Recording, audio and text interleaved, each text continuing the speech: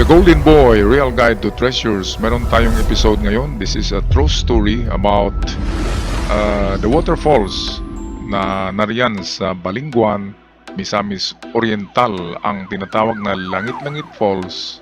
Meron nga bang talagang ginto diyan sa loob? Atin yan tatalakayin mamaya. Pero bago tayo magpatuloy, shout out muna tayo. Shout out kina Bonifacio Manuel Hyacinto Fimia, kay Intensity User WP5. Shout out din kay Elvin Famaran, kay Moni Ranunas, kay Chris Awili User GN5, Uncle Makasi Vlog. Shout out kay Chris Lanasa, Glenn Mario, Brenda Giango, Danny Flores. Shout out din kay Ramil Flores User WP5, kay Rodel Cardona, Obligado Desiderio Lamsin, Juntox, kay Muhammad Ali Arsad. Shoutout kay LGB Misor, and lastly shoutout kay Ronnie Lucas, kay Boy Tilaw, Archie Batax, Rich Jean Sanchez, at kay Hero Mendoza, at sa mga hindi nabanggit na pangalan. Shoutout sa lahat. Tayo na ngayon magpatuloy. Ito isang video na kuha natin sa KMGS ni Jessica Suho. 3 taon na ang nakaraan ng episode na ito, at nang makita ko ito ay akin binahagi sa inyo mga katiats. Baka kasi malapit lang ngayon dyan sa Balingguan, Misamis Oriental.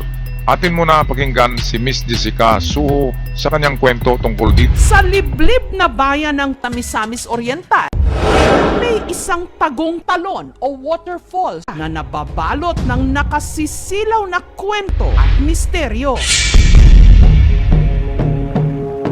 Ayon kasi sa nagpasalin-saling kwentong bayan, may talon o waterfall, di mano may sadyang ibinaon na kayamanan.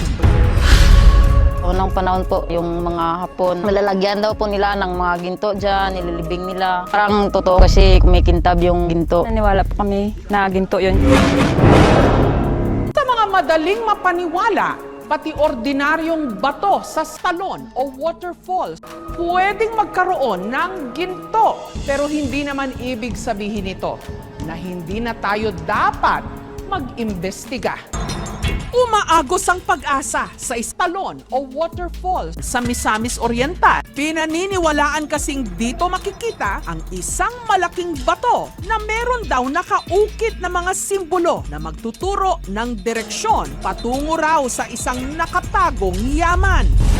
Ang bayan kasi ng Misamis Oriental, wala pa raw kalahating oras ang layo sa pinaniniwalaang lagusan patungo sa di umano maalamat na lugar ng mga engkanto dito sa Misamis Oriental.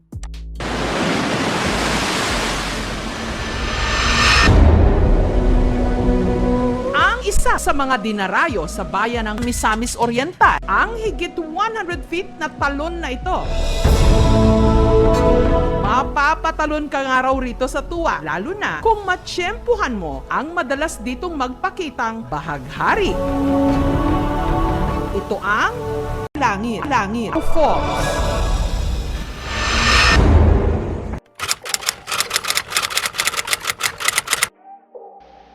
Okay, salamat Miss Jessica Suho sa inyong video. Ngayon ay itong matanda na narito na nakatayo ay yan mismo yung nagpapatunay, si Narciso Lamba. Siya ay nakapasok sa kuweba noong binata pa siya, at meron siyang napulot na 2 gold bars na sabi niya, pero nanaginip daw siya kinagabihan ng masama. Ayaw daw ng diwata na kukunin ang mga ginto, kaya itinapon niya muli doon pabalik sa loob ng kuweba ang 2 gold bars. Kaya marami na ang pumapasok diyan pero walang nakikita. Paano niyo naman makita? Binabantayan niya ng engkanto, di ba? Tapos yung mga Hapon naman na naglagay diyan ay merong ginagawang chamber na sikreto at tinakpan na. At ngayon ay inakyat daw yan mismo ng mga tauhan ng gobyerno at tiningnan ang loob kung meron ba talagang ginto. Pero ang nangyari at ang resulta ay wala silang nakita kasi hindi naman sila mga treasure hunters. Kung mga eksperto sa treasures ang papasok dyan, ang hahanapin dyan ay ang mga sign na merong chamber or secret portal sa mga dingding ng kuwebang yan. Okay, so ito ang maganda sa falls na ito na sinasabing mayroong treasure kasi kung tingnan natin ng maigi, ito yung falls, ito yung sentro at sa kanyang bandang east or kanan ay nariyan ang entrance of the cave. Okay, so ano bang pinapahiwatig niyan? Pinapahiwatig niyan, yan ay engineering tunnel. Ini-engineer yan kasi nakaplano siya na bandang east. Kasi karamihan ay bandang east ang nilalagyan ng hapon. Bandang kanan kung tayo nakaharap dyan, pero kung nakaharap sila sa atin, kaliwa. Kaya magandang direksyon or location ang east. East siya, narito yung falls. East side siya, kaya legit ito na isang treasure tunnel. Ang problema nga lang dito ay baka binalikan na yan ng mga hapon. Kasi bakit bukas na yan? Ang treasure cave kasi at treasure tunnel, talagang sinasara yan ng hapon, sinasarado para hindi mapasok ng ibang tao. Baka madiscovery pa yung ibinaon nila dyan, tinago. Kaya silyado yan. Ang ano na yan, ang kuweba na yan. Ngayon, bukas na siya pero masikip ang daanan. Kaya pwedeng aksidenteng na natanggal siguro ang mga tinakip dyan. Pero 50-50 chances yan. Pwedeng talagang binalikan na yan ng mga hapon noong dekada 70, 80, 90, ganyan. At sa ngayon, ang makita natin ay meron nang siyang lagusan. Bukas na siya. Itong dito, parang ulo ng tao. Mayroong dalawang mata at ilong. At nakatingin dyan, no? Ayan, kita niyo ba yan mga katiyats? Baka sa paningin ko lang yan, pero tingnan nyo na lang. Okay, so merong mga bato dito na may sign daw. Atin tingnan.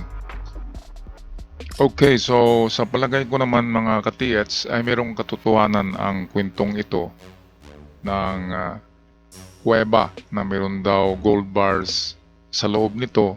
Ito yung kuweba na nasa gilid ng Langit-Langit Falls. Kasi dito sa unang bato, ito'y sa labas daw ito ng kuweba, ay merong araw nagtuturo pababa. Ang tinuturo nito ay yung masikip na entrance na cave. Ganyan naman talaga gumawa ang hapon ng kanilang mga taguan. Yung halos hindi kakasya ang tao para hindi napasukin ng Amerikano. Kasi yan ang sinabi ko na naduduwag na ang hapon ng makita nila na matatalo sila ay umakyat na ng bundok at nagsipagtago. Gumagawa ng mga lungga na hindi mahalata na mayroong tao. So, ibig sabihin masisikip ang entrance at meron silang ginagawang secret chamber diyan, kwarto na sikreto na nakatakip. Kaya yon dapat ang hanapin. Ngayon ito yung arrow, nagturo siya pababa, kaya doon pupunta sa sa papuntang entrance. Ito naman ang sign na papunta sa papasok. Ito'y modified arrow, dapat nagaganyan yan. Pero modified kasi yan, kaya cross lang ang nilagay sa dulo. So nakaharap pa rin ito doon sa loob ng kuweba. At kung napansin nyo, ang hugis ng bato, magkatugma, supporting siya sa arrow. Itong cross na arrow. So, wala na ibang puntahan kundi ang direksyon na yan. Okay, so ang tinuturo niya ng loob talaga ng kuweba. At sa may loob yata ng kuweba ito nakuha na shot. Malapad siya na bato and then meron siyang box signs. Ayan o. So ito'y man-made talaga ito kung napansin nyo. Hinugis na box. So pwedeng merong multiple boxes kasi square within a square. Mga square ay nasa loob ng malaking square ang sign na ito. Kaya pwedeng dito lang na bato kasi malapad yan. Pwedeng semento yan, pwedeng butasin yan.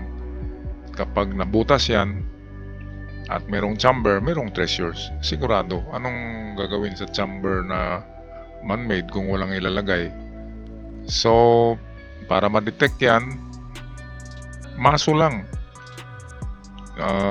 Bugin lang ng napakalakas na strike ng maso, at kapag semento yan, mabubutas yan. Kasi takip lang. At tutunog siya na hollow. Kaya malaman na chamber. Okay, so yan lang aking mai-comment or maibahagi aking sariling analysis tungkol dyan sa Langit-Langit Falls. Ay meron talagang nakabaon dyan, nakatago, at malamang na ito yung nadingding ng kuweba. Hanapin lang ang malapad na portion ng mga bato dyan sa kuweba, at nasa dingding yan, hindi yan sa lupa, nasa gilid. Kasi siya isang kwarto, isang room na sikreto, at diyan talaga nagtatago ang mga Hapon, at meron silang sikretong lagusan diyan at entrance. Okay, kaya nang pasukin nila ay wala silang makikita kasi nakatakip yon, tinatakpan. Bago sumurindir ang mga Hapon ay tinakpan nila yan para sakaling makabalik sila dito sa Pilipinas, babalikan nila yan at kukuhain. Okay, so hanggang sa muli mga katiyats, yan lang ang aking partial analysis tungkol diyan sa Langit-Langit Falls. Ako magpaalam na Merry Christmas and Happy New Year to all of you.